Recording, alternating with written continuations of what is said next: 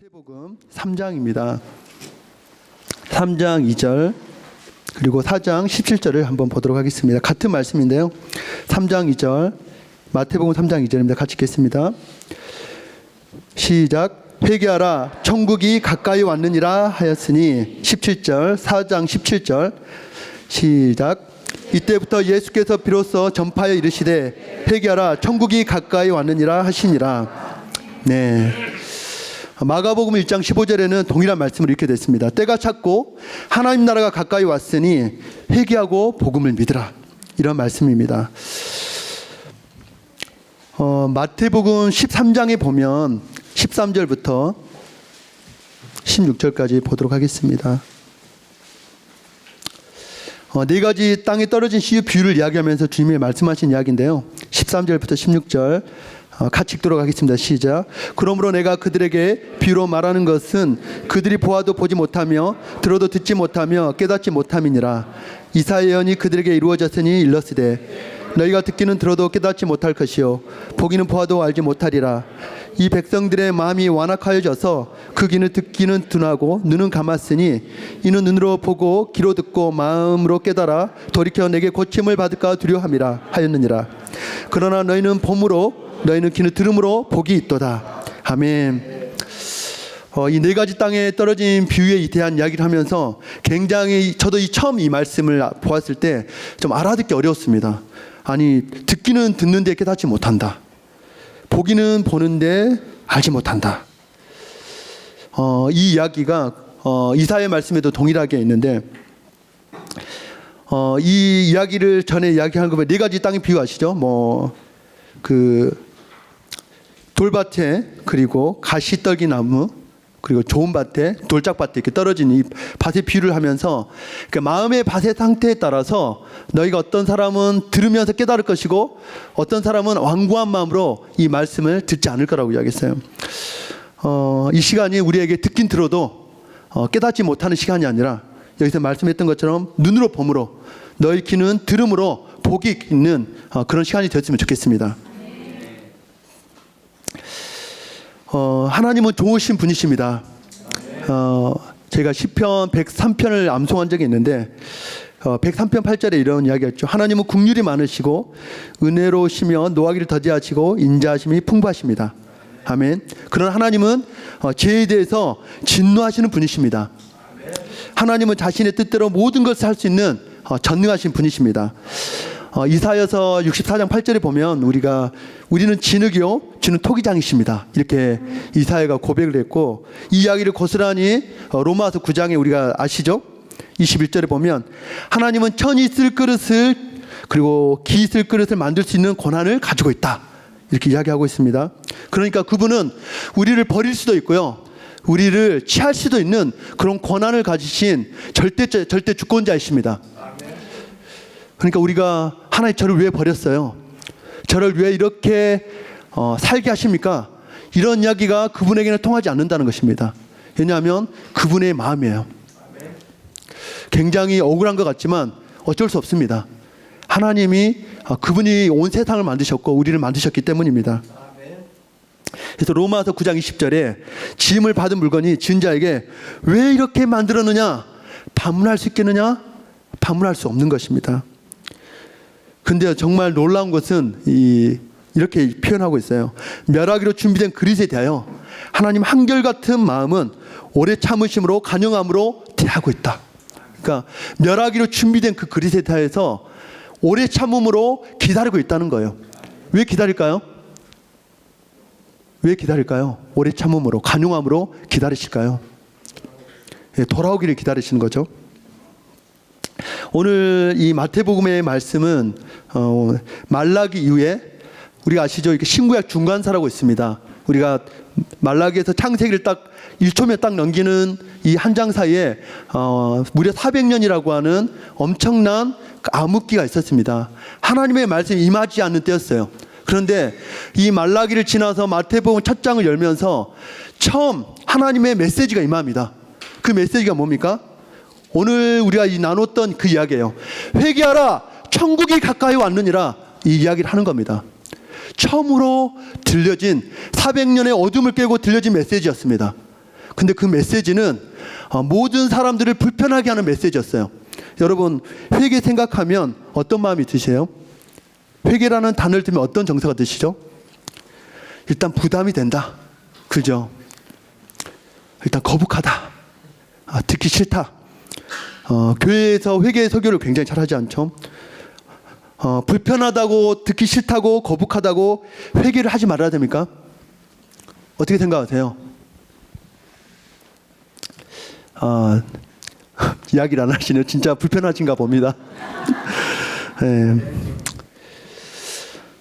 회개하면 당장 뭔가 내가 잘못한 것에 대한 그런 목록이 쫙 제 머리에 스쳐 지나가지 않습니까? 저도 이 얘기를 딱 듣는데 딱 펼치자마자 다른 이야기는 좋은데 이 이야기가 저의 마음을 굉장히 불편하게 했습니다. 한번 여러분에게 묻겠습니다. 저와 여러분에게. 여러분 지금까지 살아오면서 여러분의 영혼을 걱정해 본 적이 있습니까? 나의 죄 때문에 영원히 하나님을 만날 수 없다는 슬픔과 고통에 슬퍼해 본 적이 있습니까? 나의 죄 때문에 영원히 지옥에 갈 수밖에 없는 사실 때문에 잠을 못 자본 적이 혹시 있습니까? 이 말은 이렇게 이야기할 수 있겠죠. 사랑하는 여러분, 회개한 적이 있습니까? 그리고 지금도 회개하고 계십니까? 나는 진짜 회개한 적이 있는가? 만약 저와 그날에 나는 회개했다고 이야기했는데 그날에 너를 내가 도무지 알지 못한다 라고 이야기할 때 우리는 얼마나 가슴이 쿵 내려앉겠습니까? 분명한 것은 우리가 반드시 회개해야 한다는 것입니다. 진짜로 내가 오늘 회개한 적이 없다면 오늘 저와 여러분에게 회개하는 기회를 주시는 시간이라고 저는 믿습니다. 여러분 마태복음 1장의 족보를 보면 알 수 있어요. 1장 17절 한번 볼까요? 17절에 보면 그런즉 모든 대수가 아브라함부터 다윗까지 연례되어 다윗부터 바벨론으로 사로잡혀 갈 때까지 연례되어 바벨론을 사로잡혀 간 후부터 그리스도까지 연례되라. 아시죠? 아브라함부터 다윗까지, 다윗부터 바벨론 포로에 끌려가기까지, 바벨론 포로에서 다시 예수 그리스도가 오기까지. 여러분 이 시간들을 우리 한번 원효학교도 그렇고 우리 헤브론 선교대학교, 복음성경학교 아시죠? 우리가 쭉 배웠습니다. 우리가 유튜브에도 올라왔잖아요. 나에게 구약 통독은 어떠했나? 참 저에게도 다시 한번 울림이 되어지고 그랬었지. 하나님 나에게 그렇게 말씀하셨지. 이 족보의 결론은 하나님의 약속하신 언약을 반드시 지키시는 하나님의 선하심을 볼 수 있습니다. 그런데 반대로 이 이야기는 배반의 역사입니다. 신약의 첫 메시지를 통해 말하고 싶은 것이 무엇일까요? 너 이스라엘 역사를 보았니? 하나님 주신 수많은 기회를 걷어차고 하나님이 주인 되고 왕이 되어 백성이 다스림을 받는 가장 안전한 자리를 벗어나면 어떻게 되었는지 너 보았니? 이렇게 이야기하는 거죠. 그 끝은 어떻게 됐습니까? 네, 하나님에게 벗어나는 것이 자유야! 라고 이렇게 이야기했을 거예요. 그들은 역사는 그렇게 하고 있습니다. 이스라엘 역사는 그렇게 했어요. 그런데 그들이 도저히 빠져나올 수 없는 오히려 그 공포의 감옥으로 스스로 기어 들어가는 꼴이 됐어요. 인자하고 사랑이 많은 하나님의 통치를 거부한 결과는 너무 비참했어요. 너무나 잔인하고 폭압적인 바벨론과 페르시아와 헬라와 로마 같은 인간의 통치를 받는 처참한 신세가 됐어요. 문제 시작은 어디 있습니까? 문제 시작. 하나님으로부터 벗어나서 독립하려고 했던 그 강한 의지. 뭐라고요? 하나님으로부터 벗어나려고 했던 그 강한 의지가 이스라엘을 정말 공포의 현장 가운데서 고통하고 있었어요. 하나님 왕으로 모시기를 거부했던 거죠. 이렇다면 구약의 결론은 뭐죠? 구약의 결론. 회개하지 않았기 때문에 이스라엘이 완전히 망했다라고 하는 역사죠. 그죠? 그래서 예수가 이 땅에 태어나신 겁니다. 그래서 마태복음 1장에 아들을 낳으리니 21절에 예수라 하라. 예수라는 이름의 뜻이 무엇인지 아시죠? 자기 백성을 그들의 죄에서 구원할 자라. 죄에서 구원할 뿐만 아니라 이 사람이 우리와 함께 계시는 임마누엘로 오실 거다 라고 이야기하는 거예요. 죄는요 정말 무서운 것 같아요. 제가 왜 무섭냐면 하나님으로부터 독립하려고 하는 이것이 죄잖아요. 네. 그래서 회개하라 천국이 가까웠느니라. 이 말의 의미가 여러분이 무엇일 것 같아요? 하나님의 나라가 가까이 왔다는 겁니다. 뭐라고요? 하나님 나라가 가까이 왔다는 거예요. 그런데 아무도 알지 못했어요. 심지어는 예수의 가족마저도 하나님의 나라가 가까이 왔다는 사실을 모르는 겁니다. 우리에게도 동일할 거예요. 우리가 하나님 나라 여러분 가까이 와 있습니까? 네, 가까이 와 있습니다. 여기서 강조하는 게 뭔지 아세요? 너가 천국에 들어가려면, 하나님 나라에 들어가려면 전제 조건이 있어. 그것은 회개가 전제돼야 된다는 거예요. 너 천국에 들어가고 싶어? 너 회개해야 돼. 반드시 반대로 회개하지 않으면 어떻게 된다는 거죠? 천국에 들어갈 수 없어. 지옥에 가게 된다는 거죠. 여러분, 이 메시지를 처음 들었을 때 여러분도 불편하시죠? 그때 당시에 이스라엘 백성은 얼마나 불편했겠습니까? 이 이야기가. 회개하지 않으면 지옥이 가까이 다가오고 있다, 이런 말이겠죠. 복음이신 예수 그리스도가 오심으로 천국과 복음의 실체가 드러난 거예요.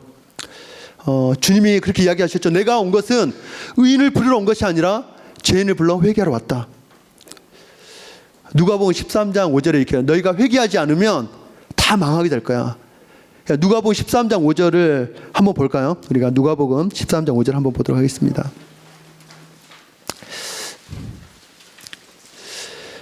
너희에게 이르노니 아니라 너희도 만일 회개하지 아니하면 다 이와 같이 망하리라. 어떤 사람이 예수님에게 찾아온 거예요. 뭐라고 이야기하냐면, 빌라도가요 갈릴리 사람들의 피를 제물에 섞어서 죽였답니다. 굉장히 끔찍한 일을 빌라도가 하는데, 제물로 완전히 어떻게 했는지 죽였는지 모르겠어요. 그런데 굉장히 끔찍한 이야기를 예수님에게 이야기하는 거예요. 또 어떤 사람이 이야기하는 거예요. 이야기를 들으면서 예수님이, 너희 갈릴리 사람들아, 이같이 해받음으로 모든 갈릴리 사람보다 죄가 더 있는 줄 아느냐? 이 사람들이 이렇게 죽은 것은 너희보다 더, 다른 갈릴리 사람들보다 더 죄가 있어서 죽었는 줄 알아? 그렇지 않아. 너희도 많이 회개하지 아니하면 이같이 망하게 될 거야. 실로에서 망대가 무너져 치어 죽은 18사람이 예루살렘에 간 모든 사람보다 더 있는 줄 아느냐? 실제 예루살렘에서 실로암 망대가 무너졌나 봐요. 그래가지고 18명이 깔려서 죽게 됐는데, 그 이야기를 들으면서도 이 사람들이 깔려서 죽은 게 너희들보다 더 죄가 있어서 죽은 줄 알아? 너희들 회개하지 않으면 똑같이 망하게 될 거야. 야, 참 예수님은 굉장히 우리의 마음을 불편하게 하는 그런 분이십니다.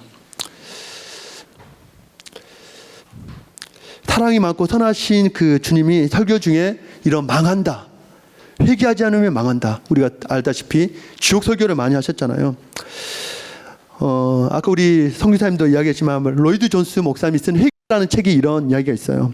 참 제가 이것을 읽으면서 공감이 되더라고요. 그리스도인에게 회개의 특징이 삶으로 나타나지 않는다면 그리스도인이라는 이름표를 떼어버리는 것이 차라리 낫다라고 이야기하는 거예요. 성인들의 전기나 과거 하나님의 교회에서 두각을 드러낸 영적 거인들의 이야기를 읽다 보면 자신의 삶에서 진정한 회심을 체험하고 하나님의 능력과 은혜를 맛본 사람들은 누구나 회개의 표징을 드러냈습니다. 그러므로 저는 회개 없는 구원은 없다고 서슴지 않고 말씀드립니다. 회개의 필요성이야말로 성경이 논쟁하지 않는 절대적인 증거 중 하나입니다. 성경은 회개를 말할 뿐입니다. 성경은 회개를 자명한 일로 여깁니다. 회개하지 않고 그리스도인이 되는 것이 가당키나 하겠습니까? 회개의 의미를 깨닫지 못하면서 기독교의 구원을 맛볼 수 있는 사람은 아무도 없습니다. 그러므로 저는 회개야말로 지극히 중요한 문제임을 강조하는 바입니다. 세례 요한은 사역을 시작하면서 죄를 용서하는 회개의 세례를 선포했습니다. 최초의 전도자가 선포한 메시지는 바로 회개였습니다. 회개는 절대적으로 필요한 것입니다. 사도 바울 또한 전도 여행을 다니면서 하나님께 회개하라고, 우리 주 예수 그리스도를 믿으라고 촉구했습니다. 아멘. 여러분, 이때 사항을 보면요, 실제 이 사항을 보면 회개를 선포하면 안 되는 사항입니다. 이스라엘 백성에게 회개를 선포하면 안 되는 상황이에요. 왜냐하면 세례 요한이 광야에서 회개를 선포했을 당시에 이스라엘 상은 너무나 비참했어요. 로마의 통치 아래에서 신음하고 있었고요. 거기에 한 나라의 속국이어도 모자란데 거기에 또 다른 왕이 있어요. 누구죠? 헤롯 왕이 그곳에서 분봉왕으로 그들을 괴롭히고 있습니다. 폭군으로 그들을 억압하고 있어요. 정말 고통스러운 것은 영혼의 위로를 주할 종교 지도자들 있잖아요. 바리새인과 서기관들이 그들에게 율법의 조문 하나하나를 지키면서 하나님에게 구원을 얻는다고 거짓말로 그들 속이면서 두려움을 조장했어요. 그러면 이때 선포해야 될 메시지는 어떤 메시지겠어요? 어떤 메시지겠어요? 생각해 보십시오. 얼마나 그 영혼이 고통 가운데 신음하고 목말라 있겠어요. 가슴이 그 가뭄에 이렇게 물이 말라서 쩍쩍 갈라듯이 그들의 심령이 얼마나 목마름으로 쩍쩍 갈라져 있었겠어요. 그런데 그 피폐하고 지쳐있는 백성들에게 필요한 메시지가 따뜻하고 온기 있는 메시지가 아닐까요? 그죠? 여러분, 로마에게 고통당하고 있나요? 여러분, 헤롯 왕에게 지금 억압당하고 있나요? 하나님이 여러분을 도와서 위로해 줄 거예요. 하나님 여러분을 도와주실 거예요. 어떤 이런 정말 따뜻하고 온기 있는 메시지가 아니었어요. 그것은 그 영혼을 사랑한 게 아니었어요. 마태복음 3장 5절을 한번 보도록 하겠습니다. 3장 5절에 보면 이때에 예루살렘과 온 유대와 요단강 사방에서 다 그에게 나와 자기들의 죄를 자복하고 요단강에서 그에게 세례를 베푸니 그 죄를 정조준하고 있는 겁니다. 그러니까 제사함을 받는 회개를 선포를 하고 있는 거예요. 그들이 있잖아요. 죄로 인할 망한 인생이었어요. 정말 놀라운 것은요, 이렇게 목마르고 고통스러운 현장에서 그들의 삶에 깊숙이 죄를 꽃감을 빼먹듯이 몰래 대놓고 때로는 죄를 짓고 살아가고 있었다는 거예요. 근데 결코 하나님의 눈을 속일 수가 없습니다. 다 보고 계시죠? 그죠? 제 힘은 강력합니다. 정말 하나님이 이 죄의 문제를 가지고 하나님 나라가 새롭게 시작되는 것을 원하지 않으셨어요. 이것이 죄고요. 죄의 힘은 실로 크고 엄청납니다. 그래서 죄가 파괴적이죠. 왜냐하면 죄가 인간의 그런 육체와 감정과 이성과 의지까지 완전히 타락시켰어요. 우리가 알다시피 우리는 전적으로 타락한 자입니다. 인정하십니까? 우리는 전적으로 부패한 사람입니다. 왜냐하면 밥 먹듯이 숨을 쉬듯이 우리는 죄를 짓는 자입니다. 심지어는 무서운 죄를 즐기면서 살아갑니다. 왜 이렇게 바르게 살아갈 능력을 잃어버렸습니까? 우리가 죄입니다. 우리가 알다시피 죄가 생명이 들어와서 망가지고 파괴되었습니다. 이스라엘 백성은 그렇게 생각했을 거예요. 하나님, 세상 좀 회복시켜 주십시오. 우리를 자유케 해 주십시오. 이렇게 이야기하지만 그 세상 회복되는 근본 원인은 로마가 망하고 바뀌는 게 아니에요. 헤롯이 폐위되는 것이 아니에요. 그 종교 지도자들이, 그 종교의 그 지도자들이 그 모든 것을 버려두는 게 아니에요. 진짜 원인은 뭐냐면 그들 안에 있는 고통 가운데 살면서도 죄를 묻지 못하는 그들의 모습이었어요. 망가진 세상의 근본 원인이 뭐라고요? 죄입니다. 여러분, 회개가 살 길입니다.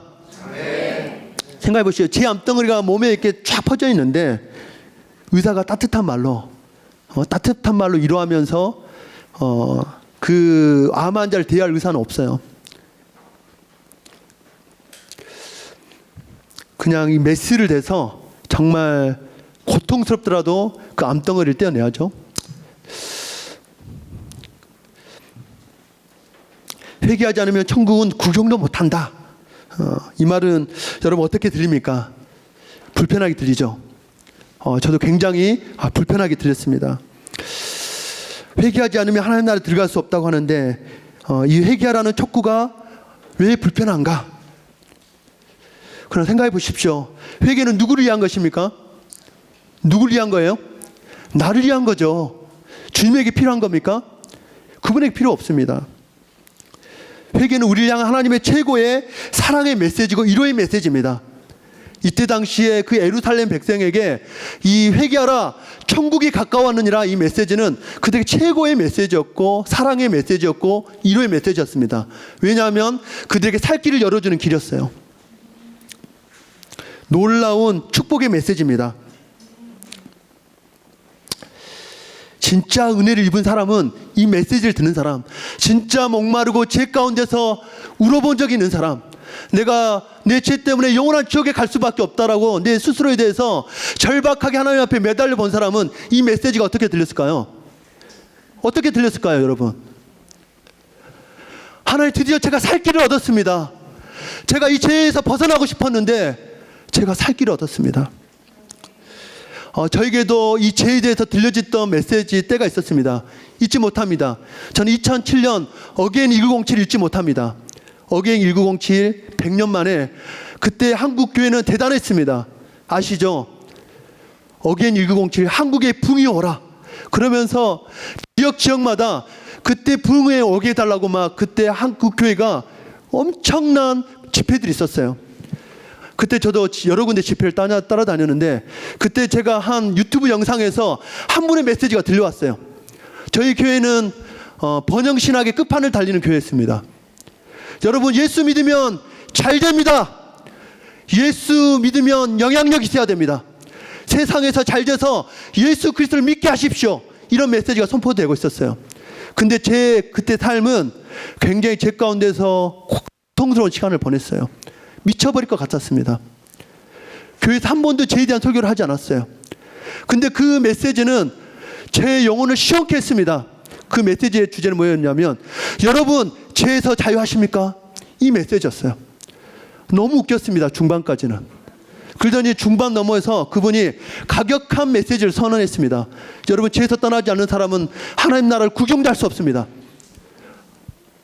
제 안에 굉장히 두려움이 왔습니다. 무릎을 꿇었습니다. 혼자 그 방에서 울었습니다. 그때부터 제 안에 제 삶에서 교회에서는 청년 리더로 앱에 빠지지 않고 열심히 다니는데 죄에서 떠날 수 없는, 이게 저는 결혼해서도 주어지지 않았습니다. 한 번은 제 안에 그런 시간을 보냈어요. 눈을 뽑아버리고 싶더라고요. 정말 어떻게 내가 이 죄를 없앨 수 있다면 뭔가의 조치를 하고 싶었던 거예요. 안 되는 거예요. 한번 이불을 뒤집어 쓰고 정말 하나님 앞에 매달렸어요. 하나님, 저를 살려주십시오. 저 미쳐버리겠습니다.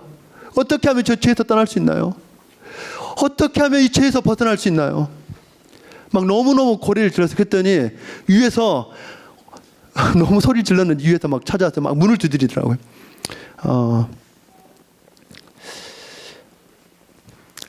죄는 정말 강력하다는 사실을 제가 싸워보면 싸워볼수록 쉽지 않다는 사실을 발견하게 됩니다. 여러분, 죄에서 자유하십니까?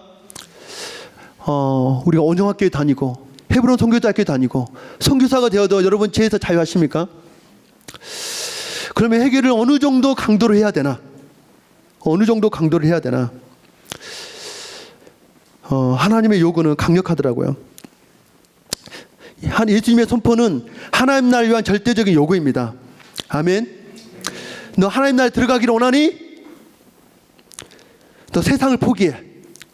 죄를 포기해. 그리고 너 자신을 포기해. 너 어떻게 할래? 결정해. 촉구하는 것입니다. 그렇지 않으면 너는 하나님 나라 구경도 못한다 라고 이야기하는 거예요. 하나님 나라가 동이 서 있던 뭔가 같이 내가 붙잡는 그것을 통해서 너는 가장 먼 곳에서, 하나님 나라에서 가장 먼 곳에서 너는 그 지옥에 가게 될 거야. 너 지옥행에 가게 될 거야. 여러분, 내 영혼에 대해서 걱정해 본 적이 있으신가요? 이 땅에서 하나님과 멀어지려는 그 모든 것, 하나님 나라를 들어가지 못하도록 하는 모든 것에 대해서 배설물로 여기고, 이 마태복음 4장에 보면 물론 과정을 겪겠지만 하나님이 회개하라 천국이 가까웠느니라 하면서 그 바로 나오는 내용이 뭔지 아세요? 어부들을 부르세요. 어부들을 부르시는데 19절에 보면 나를 따라오라, 내가 너희를 사람을 낚는 어부가 되게 하리라. 20절에 곧 그들이 그물을 버려두고 예수를 따르니라. 여러분, 버리는 것만이 능사가 아닙니다. 여러분, 버리는 게 능사가 아니에요. 버리고 예수 그리스도를 따라야 됩니다. 아멘. 전부를 따라야 돼요. 하나님의 통치권에 완전히 순복해서 나의 모든 방향을 전환해서 하나님에 대한 새로운 인격적 관계가 일어나야 됩니다. 만약 일어나지 않는다면 여러분은 하나님 나라를 갈 수 없습니다. 하나님의 유일한 요구는 회개입니다. 아멘. 회개를 촉구하십니다.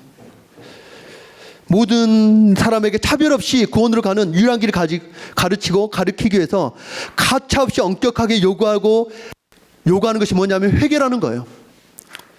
저는 이 말보다, 제가 이렇게 이야기하는 것보다 실제 상황은 더 심할 거예요. 그렇죠? 이 이야기는 제가 이야기하는 것이 아닌 걸 아시죠? 여러분, 구원의 조건은 뭐죠? 뭡니까? 믿음입니다. 그죠?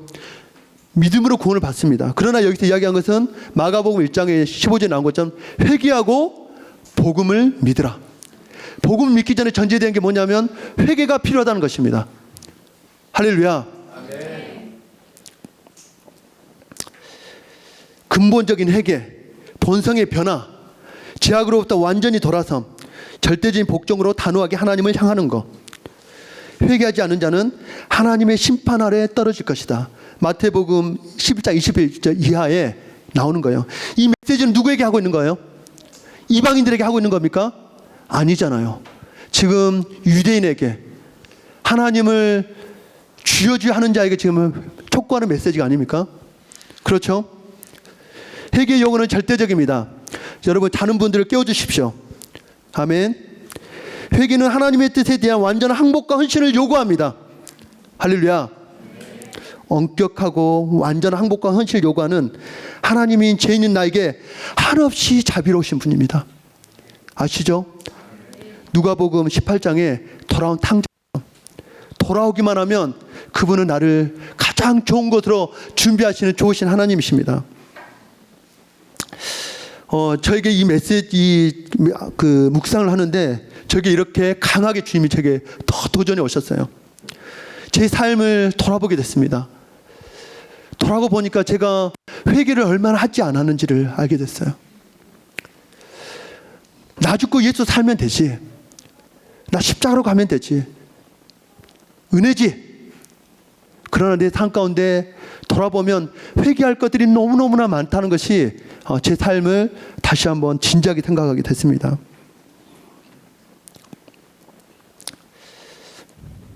여러분, 왜 회개해야 되죠? 왜 회개해야 됩니까? 하나님의 의로운 기준에 우리가 이르지 못했기 때문입니다. 할렐루야. 반드시 회개를 왜 회개하지 않는가? 또 반대로 왜 회개를 잊어버리는가? 하나님의 의로운 기준을 모르거나 잊어버리기 때문입니다. 내가 어떤 죄인이었는지 잊어버리기 때문입니다. 하나님의 말씀을 심지어는 무시하거나 외면하기 때문입니다. 그럼 놀라운 것은 하나님이 회개를 기뻐하신다는 겁니다. 할렐루야. 누가복음 15장 7절에 보면 내가 너희에게 이르노니 이같이 죄인 한 사람이 회개하면 하늘에서 회개할 것이 없는 의인 9으로 말미암아 기뻐하는 것보다 더하리라. 여기에서 한 사람이라도 여러분이 회개하면 하나님이 기뻐하십니다.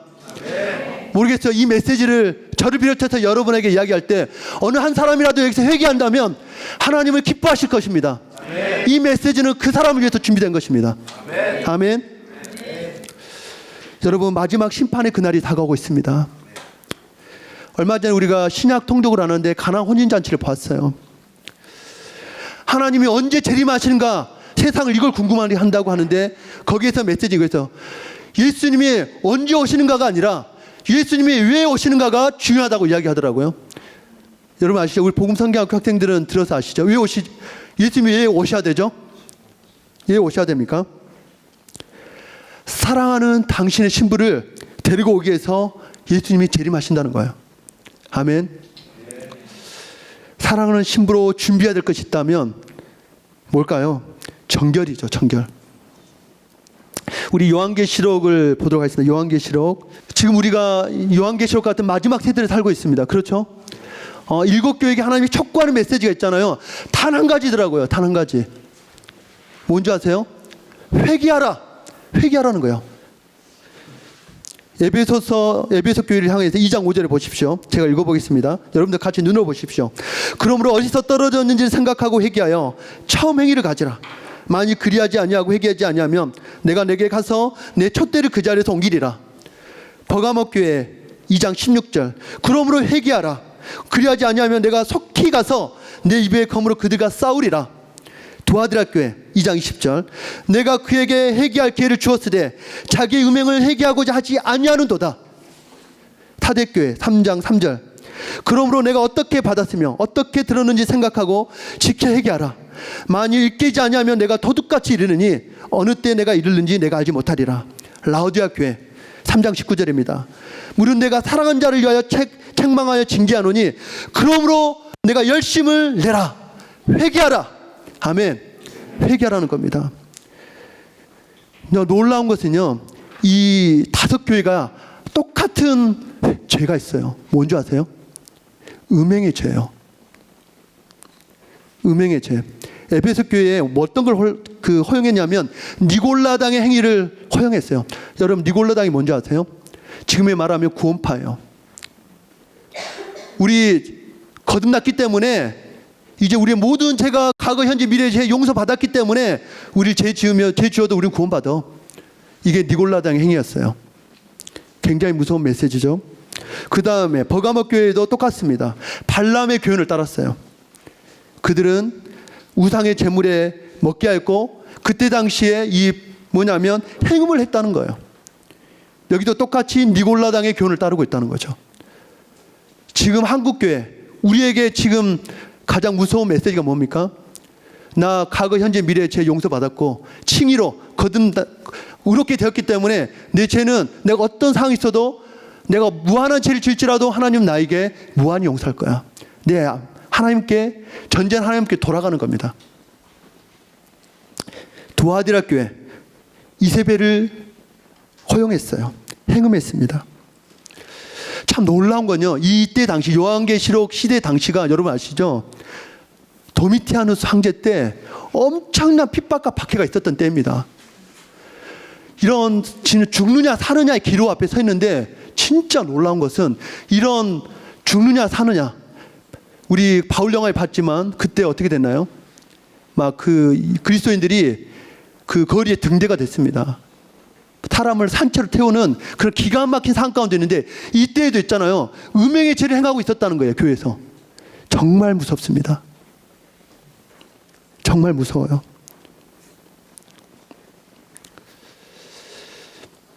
무섭습니다. 정말 이렇게 죄가 가공할 만한 힘이 있습니다. 어떻게든 음란함과, 그러면 주님 뭐라고 이야기하십니까? 어떻게든 음란함과 자아숭배를 수단과 방법을 가리지 않고 끊어내야 돼. 그리고 하나님 나라를 얻으라는 겁니다. 아직 안 끊어져? 배부른 거죠. 그렇죠? 배부른 것입니다. 살만한 것입니다. 사생결단하지 않는 거예요. 그런데 한 가지 요청하는 게 있어요. 이기는 그에게는 내가 예수 그리스도를 주겠다. 그리고 어디를 보여주냐면 요한계시록 4장을 보여주세요. 내가 왜 죄에서 이겨야 되는 줄 알아? 천상에 너희가 그렇게 핍박을 받고 있지. 눈을 들어봐. 천상의 예배를 보여주는 거야. 하늘의 예배를 보여주는 거야. 너 힘들어도, 너 죄 가운데 어려울지라도 너가 죄를 이겨야 되는 이유가 있어. 그날에 24장로들이 어린 양 예수를 예배하는 때가 오는 거야.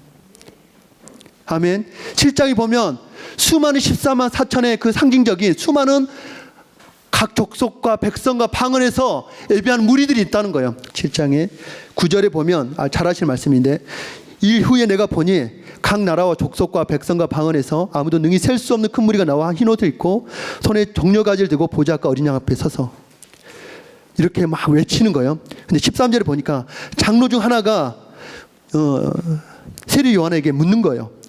이 흰 옷 입은 자들이 누구며 어디서 왔냐? 물어보는 거죠. 그랬더니 14절에 내 주여 당신이 아십니다. 장로에게 물어본 거야. 그러면서 장로가 세례 요한에게 이야기하는데 뭐라고 이야기하냐면, 큰 환난에서 나오는 자들인데 어린 양의 피에서 그 옷을 희게 씻었느니라. 할렐루야. 그리고요, 이렇게 자기 죄를 예수 그리스도의 피를 의지해서, 여러분, 회개의 근거는요, 우리가 회개했기 때문에 용서받는 게 아니에요. 뭐라고요? 내가 회개했기 때문에 용서받는 게 아니고요, 예수 그리스도가 십자가에서 죽고 부활하셨기 때문에 그분의 십자가의 죽음이, 그 부활이 우리에게 회개의 근거가 되는 것입니다. 할렐루야. 이렇게 그 어린 양의 피를 씻은 사람은 17절에 이야기하는 거예요. 보좌 가운데 계신 어린 양이 그들의 목자가 되사 생수샘으로 인도하시고 하나님께서 그들의 눈에서 모든 눈물을 씻어 주실 것이다. 여러분, 그런 날이 오게 돼요. 너 그 죄 가운데 힘들었지만, 너 힘들었지만, 어려웠지만 더 잘했어. 내가 그렇게 힘겹게 싸웠던 내가 너의 눈물과 너의 고통을 내가 다 알고 있어. 하나님 우리 연약함을 아십니다. 아멘. 우리의 연약함을 아세요. 10절에 보면 다섯째 천사가 그 대접을 짐승의 왕좌에서 쏟으니 그 나라가 곧 어두워지며 사람들이 아파서 자기 혀를 깨물고 아픈 것과 종기로 말미암아 하늘이 하나님을 비방하여 그들의 행위를 회개하지 아니하더라. 정말 무섭지 않습니까? 이렇게 엄청난 심판이 쏟아지고 있는데 회개를 하지 않는다는 거예요. 여러분, 하나님 나라를 기다리고 계십니까? 대답이 없으시네요. 하나님 나라를 기다리고 계십니까? 하나님 나라를 들어가기를 원하십니까? 우리에게 반드시 요청된 하나님의 메시지가 뭐라고요? 회개라는 겁니다. 너 하나님 나라를 준비하는 신부에게 가장 요구되는 것이 회개라는 겁니다. 그렇다면 회개가 무엇이죠? 회개가 무엇일까요? 보통 저도 이 회개를 생각할 때 그렇게 생각하죠. 뭔가 잘못하고 있을 때, 때로는 죄를 짓고 있을 때 회개하는 말을 들으면 잘못된 행동을 고치라는 거, 그리고 죄를 떠나는 것 정도로 이해를 합니다. 그래서 지나간 잘못을 뉘우치고 고치는 정도로 생각을 하고 있죠. 회개가 먼저 잘못된 행실을 고치라는 이것도 사실이지만 이건 본래 목적이 왜곡되어 있죠. 성경에서 말하는 회개는 잘못된 행동을 고치는 것보다 근본적으로 잘못된 길에서 돌아서서 하나님에게로 돌아가야 됩니다. 메타노이아 아시죠? 여러분 들어보셨을 거예요. 마음과 생각의 근본적인 변화를 이야기하는 겁니다. 왜 마음이 변화돼야 되죠? 마음이 변화되지 않으면 행동이 변화되지 않기 때문이다. 마음이 변화되지 않으면 죄를 떠날 수 없기 때문입니다. 여러분, 정말 놀라운 건요, 우리가요, 나를 위해서 잘못을 뉘우칠 수도 있어요. 나를 위해서 뭔가 버릴 수도 있어요. 여러분, 폐암에 걸린 사람은 담배를 버릴까요? 버립니다. 에이즈에 걸린 사람이 동성애를 끊을까요? 끊겠죠. 누굴 위해서? 자기를 위해서. 무섭죠? 우리는요, 겉으로 이렇게 할 수 있어요. 겉으로 할 수 있어요. 그것은 회개가 아니에요. 회개는 하나님께로 돌아가는 겁니다. 아멘. 하나님의 기준으로 돌아가는 거예요. 여러분, 하나님의 기준으로 돌아가면요, 우리는 두 손 두 발 다 들어야 돼요. 지금 이 회개 촉구 바로 저와 여러분들에게 하는 겁니다. 겉으로 사역을 멋있게 할 수 있어요. 여기서 공부를 하고 복음을 배우고 성경을 배울 수 있어요. 마음 중심으로 하나님을 향한 사랑의 변화가 없다면 회개가 아닙니다. 회개는 속사람 근본적으로 변하는 급진적인 변화가 일어나요. 정말 급진적인 변화가 일어납니다. 왜냐하면 행동보다 마음이 우선이 됩니다. 회개는 마음이 변하기 때문에 급진적으로 변할 수밖에 없어요. 삶의 방향과 목적이 180도 바뀌어서 가는 것입니다. 여전히 세속적이고 자기 중심적 이기적인 세상 중심에서 하나님 중심으로 완전히 바뀌게 되는 거예요. 이게 회개죠. 할렐루야. 니고데모에게 말했던 거듭남의 이야기입니다. 여기서 말했던 회개는요, 이런 의미가 있어요. 급진적인 변화. 성령으로 말미암는 중생과 관련이 있는 거죠. 진짜 우리가 이야기하는 내가 예수 그리스도와 함께 죽고 예수와 함께 다시 사는 겁니다. 만일 내가 여전히 세상을 사랑하고 죄를 사랑하고 있다면 여러분은 회개하지 않은 것입니다. 그렇게 받는 것이 편해요. 아멘. 그래야 우리의 심령이 가난해져요. 여기 보면 4장에 이야기하고요, 어떻게 하면 하나님 나라에 들어갈 수 있는지를 마태복음 5장에 이야기하고 있어요. 심령이 가난한 자는 애통하는 자는, 의에 질고 목마른 자는, 이런 자들만 하나님 나라에 들어갈 수 있다. 누가 의에 질고 목마를 수 있을까요? 내 영혼이 심각한 상태에 있고 내가 회개하지 않고 있다는 사실을 깨닫는 사람만이 하나님에 대한 감각이 살아나고 내 존재에 대한 감각이 살아나는 겁니다. 여러분, 심히 가난하십니까? 여러분, 애통해하고 계세요? 의에 질고 목마르십니까? 왜 회개하지 않는가? 여기 보면, 마태복음에 보면 성령 해방죄에 대해서 나와요. 성령 해방죄 아시죠? 성령 해방죄가 뭘까요? 끝까지 회개를 미루는 거예요. 계속 하나님이 촉구하시는데 독사의 자식들아 외치는데도 끝까지 회개를 미루고 죄를 합리하고 죄의 달콤함에 나를 버리지 못하는 거예요. 계속적으로 회개를 촉구하는 메시지에도 성령님의 은총과 도움을 주시는데도 죄인 쪽에서 계속 거부하고 해방하는 죄예요. 이 사람은 단 한 번도 회개한 적이 없습니다. 이 사람은 거듭난 적이 없어요. 회개에 대해서 변명하고 있는 거죠.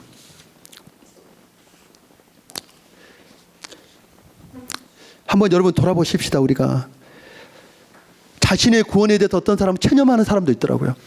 어떤 사람은 나의 구원에 대해서 진하게 교만해서 너무 확신하는 거죠. 회개를 안 하는 거예요. 그리고 내 삶의 행위로 짓는 열매가 없으니까 회개를 하지 않는 거예요. 다 알면서도 하나님의 말씀을 일부러 거부하는 거스른 태도, 죄에 대해서 집착을 포기하거나 거부하지 않고 죄를 완고하게 하는 그런 고집스러운 태도. 2007년도에 그때 나의 회개, 지금도 저는 회개해야 됩니까? 회개해야 됩니다. 무엇을 회개해야 되는가요? 하나님의 기준이 있기 때문입니다. 여러분은 회개하고 있습니까? 주님이 물으십니다. 너 회개하고 있니? 회개가 사라지면 우리 안에 나타나는 현상이 어떤 건지 아세요? 회개가 사라지면 사람들 안에 첫 번째 반응은 우리가 잘 아는 것처럼 죄에 대해서 무감각해집니다. 회개가 없는 삶을 살수록 어떤 현상이 일어나냐면 우리의 마음이 강팍해집니다. 성경을 공부해도 복음을 배우고 선포해도 내 삶에 회개가 일어나지 않으면 우리의 삶의 변화는 요원합니다. 자신의 삶과 영혼의 고통이 자신이 살해하고 칼을 들이대는데도 전혀 이역감을 느끼지 않는 무감각한 상태가 됩니다. 이렇게 회개하지 않으면 어떤 현상이 일어나냐면 모든 문제의 원인 분석을 누구에게 돌리냐면 자기에게 찾지 않습니다. 문제의 원인을 다른 사람에게, 일부에게 찾습니다. 여러분 한번 돌아보십시오. 항상 화살을 누구에게 찾고 있는지 한번 여러분 돌아보십시오. 나에게 찾고 있는지 아니면 다른 사람을 향해서 찾고 있는지 한번 여러분 돌아보십시오. 원인 제공은 여러 가지입니다. 맞습니다. 그 사람이 제공할 수도 있어요. 환경이 제공할 수도 있어요. 그러나 중요한 것은 내가 해결하는 것입니다. 죄로부터 해결되고 해결하려고 하지 않으면 핵심을 놓치는 거예요. 회개가 살 길입니다. 여러분 아시죠? 회개 없이 평안이 없고요. 회개 없이 하나님을 만나는 일이 없고요. 회개 없이 십자가를 경험할 수 없고요. 회개 없이 자기 부인과 자기 십자가를 할 수 없습니다. 도대체 회개가 뭡니까? 자기를 진지하게 보는 사람 아니에요? 그렇죠? 자기 부인과 자기 십자가를 왜 안 됩니까? 왜 화살을 다른 사람에게 돌리죠? 왜냐하면 내가 죄인이라는 사실을 망각하기 때문입니다. 아, 나 심각하구나. 정말 내가 심각하구나. 그리고 회개하지 않은 사람들의 분명한 특징이 있는데 뭔지 아세요? 엉뚱한 길로 갑니다. 헛된 꿈을 꾸고요. 아버지를 떠나려고 합니다. 탕자처럼 떠나려고 합니다. 여러분 스스로 한번 자기 삶을 한번 돌아보십시다. 끝까지 회개하지 않는 사울을 보십시오. 40년의 기회를 줬어요. 끝까지 회개하지 않는 40년의 이스라엘 백성의 광야에 한번 모습을 보십시오. 잘못된 회개를 한번 들어보겠습니다. 가인 아시죠? 나는 가인이 아니야 이렇게 생각하지 마시고요. 제가 한 세 사람의 부류를 한번 들어보겠습니다. 저는 이걸 볼 때 항상 상관이 없다고 생각했어요. 가인 아시죠? 하나님이 회개하라고 촉구한 최초의 사람이었어요. 제가 너를 다스리지 못하도록 해라. 너 선을 행해라 말했는데 살인적인 마음을 회개하지 않고 동생 아벨을 쳐 죽였어요. 하나님이 물었어요. 창세기 4장에 보면 내가 알지 못합니다. 내가 뭐 아우를 지키는 자입니까? 라고 삐뚤어진 대답을 하는 거예요. 그리고 형이 송고되자 유감의 뜻을 표현하는 거예요. 그나마도 처벌이 무거운 것에 대해서 유감을 표현하더라고요. 혹시 여러분이 이런 모습이 있지 않습니까? 에서를 한번 보도록 하겠습니다. 에서는 장자의 축복을 아무렇지 않게 여겼죠. 우리가 알다시피 파쿠를 한 적에 넘겼고요. 나중에 축복이 야곱에게 돌아갔을 때 그는 큰 소리로 비통하게 부르짖었어요. 눈물로 회개했어요. 여기 표현이 보면 똑같은 표현이더라고요. 메타노이아. 회개했어요. 이 사람은 회개한 겁니까? 아니에요. 누구 때문에 회개한 거죠? 자신 때문에 회개한 거예요. 자신이 회개한 것이 아니라 아버지의 생각을 바꾸어 달라고 회개하는 거예요. 부르짖는 거예요. 자기의 물질적인 태도 때문에 맏아들의 권리를 업신여겼던 것에 회개한 것이 아니라 자신에게 상실된 것을 두고 자기가 잃어버린 것에 대해서 지금 후회하고 있는 거예요. 세 번째로 유다를 한번 보겠습니다. 유다를 보면 정말 후회, 죄책감 눈물로, 그렇죠. 자기가 범죄한 것 때문에 그 은 30의 그 검은 돈을 다시 돌려주는 거기까지 했어요. 근데 회개가 그것을 버리면 없애면 된다고 생각했지만 그는 누구에게 돌아가지 않았습니까? 하나님에게로, 예수 그리스도에게 돌아가지 않은 거예요. 그는 후회했고요. 죄책감도 가졌고요. 눈물도 흘렸어요. 우리 이번에 패션 오브 크라이스트 보니까 진짜 괴로워했어요. 누구보다 괴로워했어요. 그게 회개였습니까? 회개가 아닙니다. 여러분, 우리도 눈물을 흘릴 수 있어요. 결단도 할 수 있어요. 결심도 할 수 있어요. 그런데 거기서 계속 지속되지 않는다면 여러분 회개한 것이 아니에요. 우리 마태복음으로 다시 한번 돌아가도록 하겠습니다. 마태복음 4장으로 한번 돌아가겠습니다. 마태복음에서 예수님이 말씀하셨던 회개에 대해서 이야기하는데요. 마귀에게 시험한 3가지 시험이 있어요. 마귀에게 시험한 3가지 시험이 있는데 그 3가지 시험 여러분 아십니까? 첫 번째로는 뭐죠? 돌을 떡덩이가 되게 하라. 두 번째로는 하나님의 아들이어든 성전 꼭대기에서 내려봐라. 그리고 세 번째로는 천한 만국과 영광을 나에게 절하면 줄게. 이런 이야기입니다. 이 마태복음 4장을 묵상하다가 회개하라 천국이 가까웠느니라. 그런데 그 예수의 시험이 있는 거예요. 왜 이 마태복음은 이 마태는 왜 의도적으로 예수의 시험을 이 메시지 앞에 놔뒀을까라는 묵상이 되었습니다. 사단은 이 3가지로 하나님 나라에 들어가지 못하도록 유혹한다는 것입니다. 사단은 이 3가지 카테고리 안에서 우리를 하나님 나라에 들어가지 못하도록 하는 겁니다. 이 3가지를 가지고 우리를 회개하지 못하도록 하는 겁니다. 눈을 가려버리는 거죠. 돌을 떡덩이가 되게 하는 뭐죠? 육신의 정욕입니다. 그리고 하늘에서 그 성전에 뛰어내리라는 거죠. 그 기적을 너희가 보여서 가지라는 거죠. 그리고 내가 세상의 영광을 보여줄게요.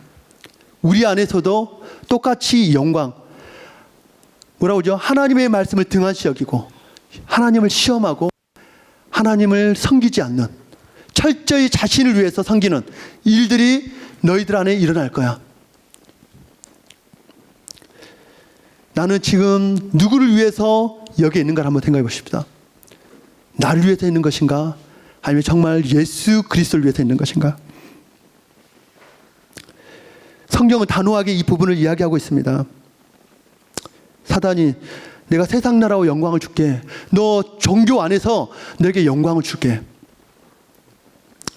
그래도 복음 믿었으니까 큰 소리 떵떵 치고, 그죠? 찌질하게 사는 거, 복음 믿고 찌질하게 사는 거 그렇게 살 수 없지. 그냥 평범하게 사는 거지. 성경 우리가 알다시피 요한일서 2장 15절 17절에 보면 이 세상이나, 우리 한번 보겠습니다. 다 아시는 말씀이지만 다시 한번 보겠습니다. 2장 15절부터 17절까지 한번 보겠습니다.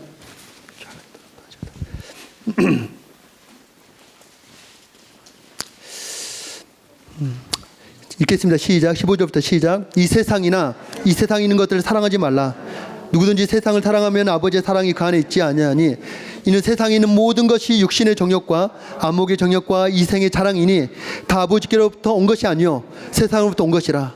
이 세상도 정욕도 지나가되 오직 하나님의 뜻을 행하는 자는 영원히 거하느니라. 아멘. 세상의 모든 것이 딱 세 가지 딱 줄이면 안목의 정욕, 육신의 정욕, 이생의 자랑이라고 딱 이야기하는 거예요. 이게 아버지께로 온 것이 아니고요. 이 세 가지는 다 지나갈 거야. 사라질 거야. 흔적조차도 남지 않을 거야. 이 세상의 모든 것과 함께 사라질 거야. 그러니까 너는 돌아서라 라고 이야기하는 거예요. 엄청난 경고의 메시지입니다. 이 세 가지가 주는 사단의 공통적인 시험은 뭐냐면 하나님과의 관계를 단절시킨다는 거예요. 하나님 없이도 더 멋지고 화려하게 살 수 있어. 거짓 망상을 주는 거죠. 하나님의 말씀보다 현실이 더 실제인 것처럼 속이는 거죠. 하나님 나라보다 세상 나라가 더 실제고 더 많은 것을 약속해 주는 것처럼 속이는 거죠. 아멘. 여러분, 사단이 실제 존재하는 걸 믿으시죠? 아멘. 우리는 보이지 않게 속고 있습니다. 세상의 시스템과 가치를 움직이는 정사와 권세와 권력을 통해서 지금 세상을 움직이고 있습니다. 정말 무서운 것은 겉으로는 모든 것을 하는데 마음만큼 하나님께로 향하지 않는 이 세 가지 안에서 여러분은 혹시 이 세 가지 카테고리 안에서 여러분 미혹당하고 유혹당하고 있지 않습니까? 여러분 어떠신가요? 세 가지 딱 답과 정답을 알려줬어요, 하나님이. 그죠? 이 세 가지 카테고리 안에서 너의 모든 일들이 벌어질 거야. 이 땅의 삶이 다 이루어질 텐데 내가 정답을 줄 거야. 너 하나님의 말씀으로 살아야 되고 하나님을 시험하지 말아야 될 것이며 오직 하나님만을 믿어라. 딱 답을 주셨어요. 그죠? 정답을 주신 겁니다, 우리에게. 그러면 이 정답대로 우리가 하지 않는다면 책임은 누구에게 있는 거죠? 나에게 있는 겁니다. 우리는 그때 항변하지 못할 거예요. 그리고 회개하라 천국이 가까웠느니라 이 말을 또 이 마태복음에서 쭉 보면요, 이 말은 아까 말해 바리새인과 서기관들이 우리에게 이야기한다고 했는데 외식의 죄를 회개하라는 겁니다. 외식의 죄. 끊임없이 이야기하는 게 외식의 죄예요. 기도할 수도 있고요, 성경을 암송도 많이 할 수 있고 헌신도 할 수 있고 그러나 이치 이동만 될 수 있어요. 종교적 울타리 안에서 세상이 하는 일을 똑같이 하면서 우리가 살아갈 수 있다는 이야기를 하는 겁니다. 가장 무서운 것이 겉으로는 아무런 문제가 드러나지 않는데 속으로는 세상을 갈망하고 홀로 있을 때 몰래 그 죄악을 탐닉하고 이 세 가지 카테고리의 범죄 안에서 벗어나지 못하는 사람인 것입니다. 여러분 돌아보십시오. 마가복음 3장 7절에 이야기하잖아요. 요한이 많은 바리새인과 사두개인들에게 독사의 자식들아, 누가 너희를 가르쳐 임박한 진노를 피하라 하느냐. 외식의 중심은 마음의 동기입니다. 그럼 회개는 언제 시작이 될까요, 여러분? 회개. 여기 마태복음 5장부터 7장까지 보면 정말 하나님 나라가 얼마나 좋은 나라인지를 좀 보게 되더라고요. 비판하지 않고 원수도 대적하지 않고 원수를 사랑하고, 그렇죠? 근데 이런 것들에 대해서 주님이 하나님 나라 들어가기 위해서는 이 한 가지라도 너희가 어기면, 로마서 1장 28절부터 31절에 보면 28가지 죄가 나오잖아요. 수근수근하는 죄. 또 뭐가 있죠? 굉장히 많죠. 우리는 저도 이 말씀 앞에 서는데 참 두렵고 떨리더라고요. 모든 추악, 탐욕, 악의가 가득한 자요, 시기, 살인, 분쟁, 사기, 악독이 가득한 자요, 수근수근한 자요, 비방하는 자요, 하나님께서 미워하시는 자요, 능욕하는 자요, 교만한 자요, 자랑하는 자요, 악을 도모하는 자요, 부모를 거역하는 자요, 우매한 자요, 배약하는 자요, 무정한 자요, 무자비한 자라. 이 같은 일을 행하는 자는 사형에 해당한다 라고 이야기하는 거예요. 우리가 동성에 대해서는, 성적인 제약에 대해서는 그렇게 우리가 이건 죄야 라고 이야기하지만 이런 것들에 대해서는 우리가 사형에 해당한다라고 생각하지 않는 거예요. 우리 한번 이 카테고리 안에서 한번 생각해 보십시다. 저와 여러분 자유하십니까? 자유할 사람이 없죠. 그러면 어느 정도로 회개해야 되는지를 성경이 정말 무섭게 이야기하는 거예요. 와, 나 심각하구나. 심각하구나. 회개의 진짜 시작은 고린도후서 7장에 보면 하나님의 뜻대로 할 때 근심이 일어나요. 그러니까 여러분 회개하고 싶으십니까? 회개하려면 하나님의 말씀으로 돌아가야 됩니다. 아멘. 하나님의 기준으로 돌아가야 돼요. 그리고 하나님의 말씀 앞에 한번 순종해 보십시오. 율법을 지킬 수 없다는 자신을 볼 때 여러분 회개할 수 있습니다. 나 어떻게 회개해야 되죠? 나의 삶의 열매를 회개한다고요? 그건 진짜 회개가 아니에요. 나를 위해서 버릴 수 있다니까요. 하나님의 기준으로 돌아가야 돼요. 기준으로 돌아가서 내가 무엇을 회개해야 되는지를 우리가 하나님 앞에 서야 된다는 거예요. 고린도후서 한번 보도록 하겠습니다. 고린도후서 7장. 네, 이제 거의 다 끝나갑니다, 여러분. 고린도후서 7장 9절부터 11절까지 한번 읽도록 하겠습니다. 시작. 내가 지금 기뻐함은 너희로 근심하게 한 까닭이 아니요 도리어 너희가 근심함으로 회개에 이른 까닭이라. 너희가 하나님의 뜻대로 근심하게 된 것은 우리에게서 아무 해도 받지 않게 하려 함이라. 하나님의 뜻대로 하는 근심은 후회할 것이 없는 구원에 이르게 하는 회개를 이루는 것이요 세상 근심은 사망을 이루는 것이니라. 보라, 하나님 뜻대로 하게 된 이 근심이 너희를 얼마나 간절하게 하며 얼마나 변증하게 하며 얼마나 분하게 하며 얼마나 두렵게 하며 얼마나 사모하게 하며 얼마나 열심히 있게 하며 얼마나 변하게 하였는가. 너희가 그 일에 대하여 일체 너희 자신을 깨끗함을 나타내느니라. 고린도 교회에게 이야기하는 거예요. 너희 사도 바울이 뭘 제시했을까요? 복음을 전했을 때 하나님의 기준을 제시했겠죠. 하나님의 뜻대로 내가 서봤을 때 근심하게 되는 사람, 그때요 그 사람의 나타나는 반응은 간절하게 된다는 거예요. 변론도 해보는 거예요. 하나님 저 이랬었잖아요. 그때 이렇게 해보려고 했어요. 그러나 변론도 해보지만 하나님의 기준에 내가 이룰 수 없다는 사실을 갖게 된 거예요. 때로는 분하기도 하고 어떤 내가 불합리한 상황을 만났을 때 분한 마음도 드는 거예요. 그런데 어떤 때는 두렵게도 되는 거예요. 사모함도 들고 열심히 있게 하고 벌하게 하는. 그러나 이 모든 하나님의 뜻대로 하면서 치열하게 내 자신에 대해서 돌아보고 또 돌아보고 하면서 결국은 깨끗함을 잊게 되어지는 일들이 일어나는 거죠. 옷을 찢는 회개가 아니라 입술로 회개가 아니라 정말 마음을 찢고 고통스러운 통곡에 그런 회개가 내 안에 있었는가. 자연적인 죄의 결과 벌에 대한 두려움 때문에 회개한 게 아니라 하나님 아버지와 예수 그리스도를 슬프게 하고 그분을 가슴 아프게 한 그것 때문에 여러분 내가 애통해하고 회개해 본 적이 있는가.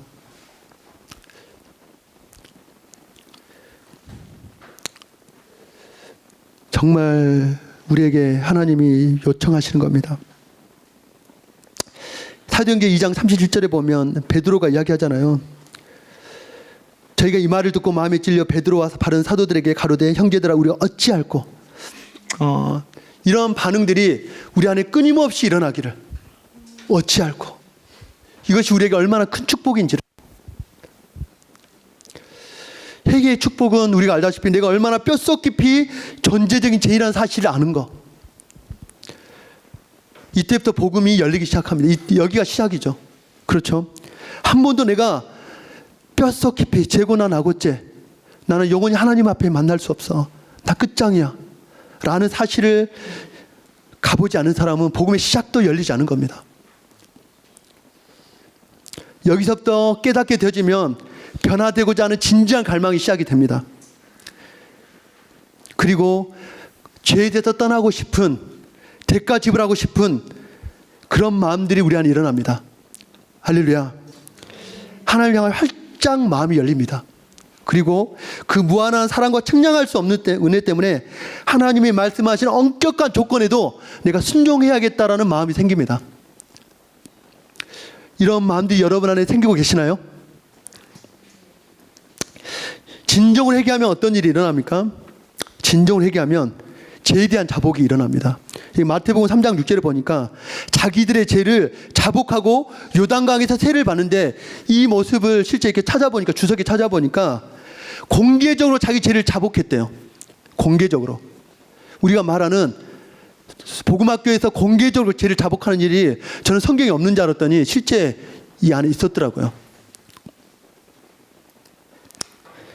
어린아이부터 어른까지, 가난한 사람부터 부한 사람까지, 많이 배웠던 못 배웠던 모든 사람들이 여기서 자기 죄를, 은밀하게 지었던 모든 죄를 자백하는 일들이 생긴다는 거예요. 두 번째로는요, 죄를 버리는, 우리가 알다시피 회개의 한 장이 분명하게 나타나는 특징은 죄를 버린다는 겁니다. 아멘. 죄를 버립니다. 그리고 대가 지불을 합니다. 다른 사람의 마음을 아프게 했던 거, 다른 사람의 명성과 재산에 해를 입혔던 거, 가능한 모든 것을 동원해서라도 그것을 반드시 보상하고야만은 그런 대가 지불들이 실제 일어난다는 겁니다. 아멘. 회개하는 심령에 이런 견딜 수 없는 마음들이 일어나요. 그리고 세 번째로는 성령을 선물로 받게 된다는 겁니다. 이것은 뭐냐면 거듭나게 된다는 거죠. 여기가 성령을 선물로 받는다고 하죠. 영어로는 그 안에 있는 거룩한 영, 너희 안에 내주하시는 그리스도의 영, 성령이 내주하시는 역사가 너희 안에 일어난다는 거예요. 그리고요, 열매를 맺게 된다는 겁니다. 여러분, 회개가 요구하는 변화는 뭐냐면 열매입니다. 뭐라고요? 열매입니다. 여러분, 열매를 보십시오. 열매를 보이게 해서 회개하는 게 아니고요, 회개한 사람은 반드시 열매를 맺게 될 수밖에 없어요. 두 번째는 뭐냐면 그 열매를 맺는 일이 지속적으로 되는 것입니다. 진정한 회개를 한 사람들은 끝나는 게 아니고요, 지속적으로 되는 거예요. 죄를 버렸으면 그 죄를 버린 것에 대해서 지속적인 현상들이 일어난다는 겁니다. 잠깐 유혹을 받을 수 있어요. 잠깐 넘어질 수 있어요. 그러나 그 죄에 대해서 용납하지 않는다는 거예요. 반드시 벗어나는 일들이 일어난다는 겁니다. 수근수근 비방하는 거, 남을, 부모를 거역하는 거, 매정한 거, 무자비한 거, 마음으로 살인했던 거, 이 모든 것들에 대해서 반드시 이런 일들이 일어난다는 겁니다. 한번 우리 돌아보십시다. 나 진정한 회개한 적이 있는가? 우리 마리아 누님 아시죠? 음란의 죄를 버렸습니다. 삭개오 물질을 버렸습니다. 바울 자기의 의를 버렸습니다. 요한 혈기를 버렸습니다. 실제 이런 일들이 일어납니다. 아멘. 옛사람의 습관과 삶으로 결코 돌아갈 수 없습니다. 이전으로 결코 돌아갈 수 없습니다. 진짜 회개한 사람은 결코 돌아갈 수 없습니다. 옛날의 성격, 기질, 습관으로 결코 돌아갈 수 없습니다. 열매가 반드시 드러납니다. 회개에 합당한 열매가 반드시 드러납니다. 여러분, 열매를 맺게 해서 회개하는 거 아니에요. 회개했기 때문에 열매를 맺는 거예요. 입으로 회개하는 것만이 아니라 로마서에서 말하는 입으로 예수를 신뢰한다는 이야기가 뭔지 아시죠? 키리오스, 주를 신하면 목숨을 거는 거예요. 로마 시대 예수 그리스도를 주로 신하는 것은 그런 일이었어요. 아멘. 우리가 그런 일인 거죠. 생명을 걸고 회개를 하는 겁니다. 마태복음 3장 10절에 이미 도끼가 나무 뿌리에 놓였으니 좋은 열매를 맺지 아니한 나무마다 찍혀 불에 던져지리라. 여러분, 우리 경각심을 가지십시다. 저는 내가 구원을 받지 못했나? 이런 나의 의구심, 의문은 건강한 의구심이라고 생각이 듭니다. 아멘.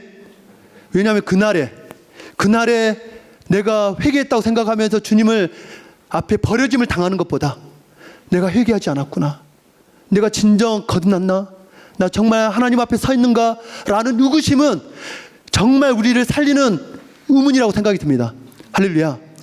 여러분, 우리가 2년마다 성인들은 건강진단 받지 않습니까? 아멘. 우리의 공동체 안에서도 한 분이 2년마다 건강진단을 했는데 갑상선암이 드러난 거예요. 감사하죠. 아멘. 건강진단을 한 겁니다. 우리의 영혼의 건강진단. 나는 좋은 열매를 맺고 있는가? 내 삶에서 나는 그런 수많은 것들이 내 옛사람의 잔지 안에서, 제 아래 팔린 나의 몸 안에서 일어나는 수많은 것들을 보면서 나는 회개하고 있는가?